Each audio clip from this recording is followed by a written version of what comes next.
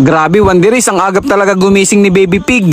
At yan, Wanderis, gutom na si Baby Wonder. Gumagapang siya papunta sa kanyang dede. So sinubukan ko na lang muna uli siya sapagkat wala siyang kakayanan talaga para sa kanyang lakas na makadede ng maayos. At yan, Wanderis, ang kanyang sitwasyon, no? Pag may time na maayos naman ang kanyang kalalagayan, yan, medyo nakakatayo na siya, Wanderis. Inihilot ko lagi yung buo niyang katawan, mga binti niya. At pagka minsan, siya ay binabalot ko at pinupunasan ko ng maligamgam na tubig na nasa tela. Dire-diretso lang, Wanderis, pero nakita ko may pagbabago naman sa kanya. Ayan, nakakatayo na siya, Dati hindi niya nagagawa, ayan, yung makabalance at nakatayo. Yung pilay niyang isang binti, inborn yan, Wanderis, lumabas talaga siya na pilay yung kanang binti niya sa hulihan. Yan, Wanderis, patuloy siyang lumalaban. Nakikita ko naman sa kanya. Ang kagandahan lang sa kanya, malakas siyang kakain, malakas siyang dedede, malakas siyang iinom, tumatain naman siya ng normal. Kaya natutuwa ako sa kanya sapagkat nakikita ko naman na meron pa rin talagang pag-asa sa kabila ng lahat. Lumalaban siya, lumalaban ako, tinutulungan ko siya. Nagtutulungan kami, Wanderis, lahat ginagawa ko para sa kagalingan ni Baby Pig. Nabantayan ko siya at gumigising ako sa madaling araw. Pa-share, Wanderis. Thanks for watching.